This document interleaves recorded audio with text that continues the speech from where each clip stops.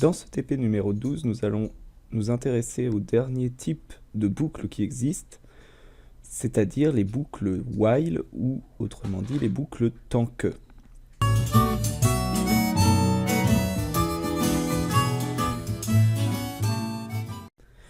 Alors pour illustrer les boucles while, je vous propose l'expérience suivante. On va lancer un dé jusqu'à ce qu'on obtienne le nombre 6 et on va compter le nombre de lancers qu'il nous faut pour obtenir 6. C'est-à-dire, voici un dé, je lance, j'obtiens 1, donc premier lancer, deuxième lancer, troisième lancer, quatrième lancer, cinquième lancer, sixième lancer. Le problème de ne pas l'avoir fait avant, c'est que je ne sais pas combien de temps ça va me prendre dans ma vidéo.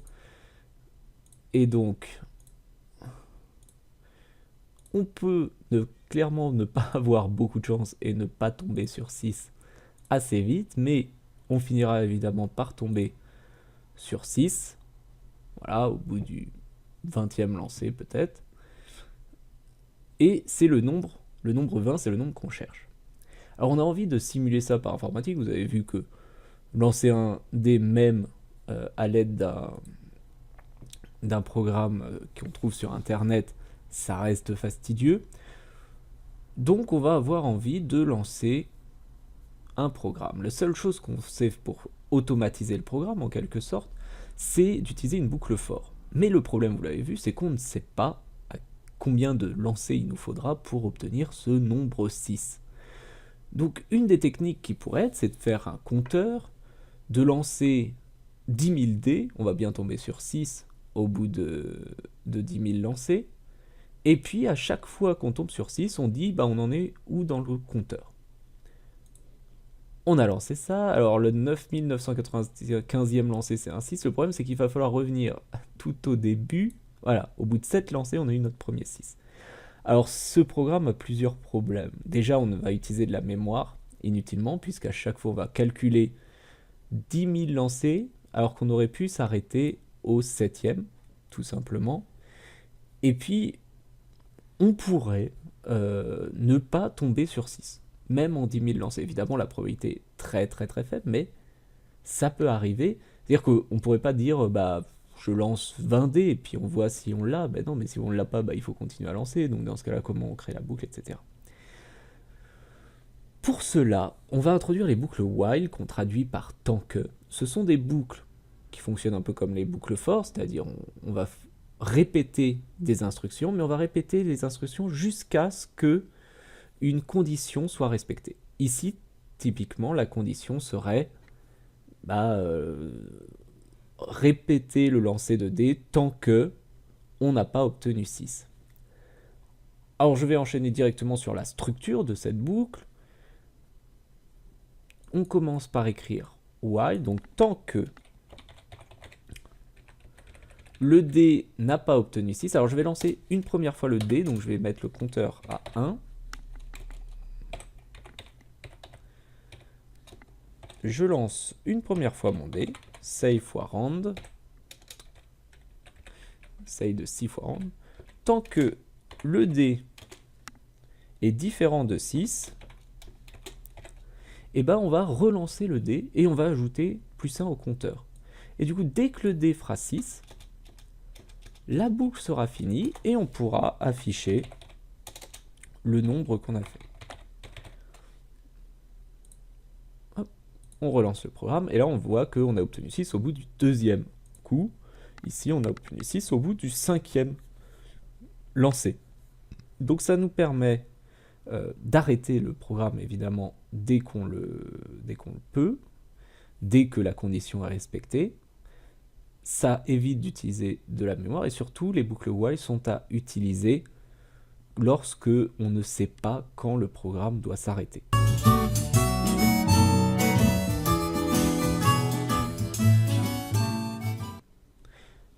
Alors avant d'aller plus loin, je vais vous mettre en garde contre le problème principal des boucles while. Je vous ai conseillé dans le TP de taper ce programme, ce petit script, tant que 1 est égal à 1, écrire, afficher hello. Le problème de ce script, c'est que 1 sera toujours égal à 1, quoi qu'il arrive, Et du coup, si je lance le programme, que va-t-il se passer? Eh ben, il va afficher hello de manière automatique et, euh, et infinie. Donc c'est ce qu'on appelle une boucle infinie. Alors ça peut être utile si votre but est d'afficher hello en continu, mais en règle générale, c'est un bug du programme. Et donc, il est bon de savoir comment arrêter l'affichage Scilab. Par exemple, sous Windows, c'est CTRL-C, chercher les façons de mettre fin à votre programme au cas où il y ait une boucle infinie qui se soit cachée. Afin de se rendre compte du point commun entre les boucles for et les boucles while, je vais vous montrer qu'on peut modifier toute boucle for en une boucle while. Prenons l'exemple de ce script qui permet de calculer les nème termes d'une suite récurrente, où n va être donné par l'utilisateur.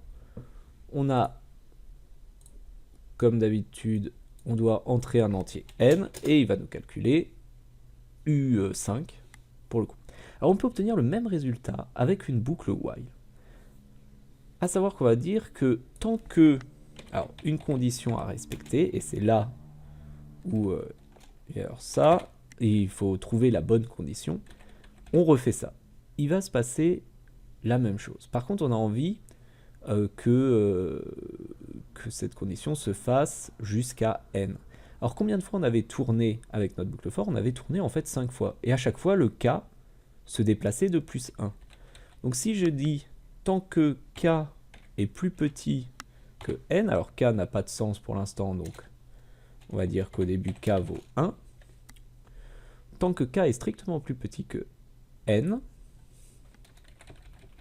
plus petit ou égal d'ailleurs, on fait u égale 2 sur 3 moins u, mais également on va incrémenter k, c'est-à-dire on va ajouter 1 à k afin qu'il progresse et que la boucle puisse s'arrêter. Puisque quand on commence cette boucle, on est plus petit que n. À chaque tour de boucle, k augmente et au bout d'un moment, il va dépasser n. Et dans ce cas-là, on devrait obtenir la même chose. Donc vous pouvez toujours passer d'une boucle for, réécrire une boucle for avec une boucle while. Pourquoi ce n'était pas forcément conseillé, surtout quand on connaît le nombre d'occurrences, le nombre de tours que l'on veut faire avec notre boucle? Pourquoi on utilise plus des boucles for? Et bien à cause des boucles infinies qu'on a vues juste avant, parce que si on oublie cette ligne-là, le k égale k plus 1, notre boucle va juste tourner de manière infinie, et donc ce sera un bug. Et voilà, notre programme est parti, il est en train de bugger. Donc évidemment, pour éviter ce problème, quand on peut utiliser une boucle for, on va le faire, mais il y a des cas.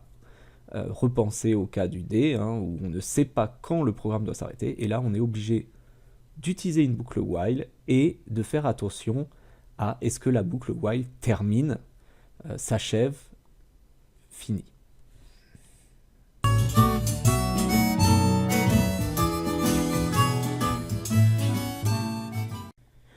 Dans cette dernière partie, on va voir ce qu'on appelle les algorithmes de seuil.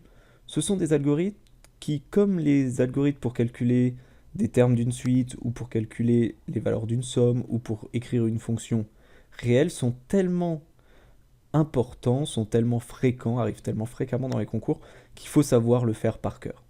C'est toujours la même chose, ou quasiment, il y a des pièges à éviter, et on va essayer de les voir ensemble.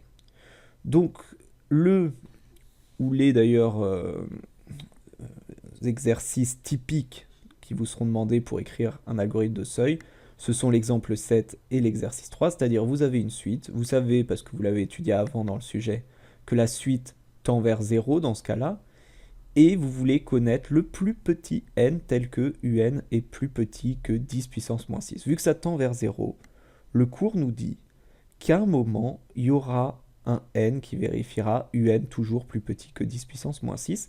La question, c'est de trouver ce moment. Et vous voulez le plus petit n, donc vous voulez vous arrêter dès que vous l'avez trouvé. Mais vous ne savez pas quelle peut être la valeur de n. Donc encore une fois, si on faisait une boucle for, on pourrait lancer 1 million de termes de la suite U, et puis au bout d'1 million, dire, bah ok, lequel était arrivé à 10-6 en premier. Sauf que si vous arrivez en 100 occurrences, vous avez calculé 9 990 900 calculs de trop. Et puis, s'il faut plus d'1 million pour y arriver, bah, il vous manque encore des calculs. Donc, on va utiliser une boucle while, vu qu'on ne sait pas combien de tours de boucle on veut faire exactement, pour arriver à ceci. Donc, prenons notre suite. La suite est initialisée par 1. On va initialiser n à 0 comme tout à l'heure. On va calculer la suite étape par étape, c'est-à-dire qu'à chaque tour de boucle, on va faire v égale 1 demi fois v, suite géométrique. Ensuite, à quoi sert le n? Le n, c'est tout simplement notre compteur. J'aurais pu l'appeler compteur d'ailleurs. Il va compter le nombre où est-ce qu'on en est pour v. Si à la fin on veut afficher le plus petit n, il faut qu'on compte notre nombre de boucles que l'on fait.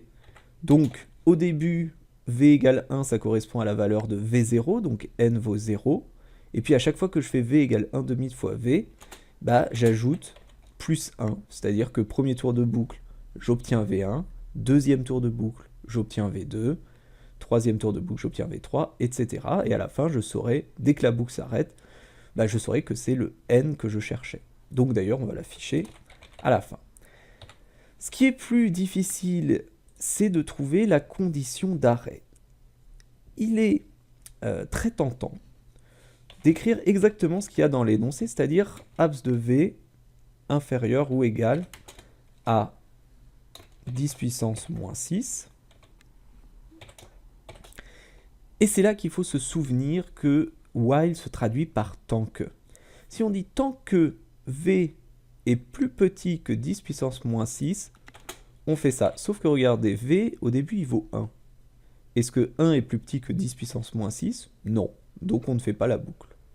En fait, le tant que, c'est vraiment, il faut penser à l'envers de ce qu'on recherche. C'est-à-dire, tant que la condition n'a pas été respectée, je fais la boucle. Donc ici, tant que je suis plus grand que 10 puissance moins 6, je vais faire tourner ma boucle.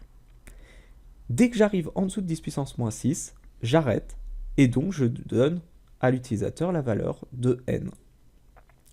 Ici, il faut calculer, il faut aller jusqu'à V20 pour obtenir un nombre plus petit que 10 puissance moins 6. D'ailleurs, si je vous donne la valeur de V, vous voyez que c'est pile poil 10 puissance moins 6 d'ailleurs.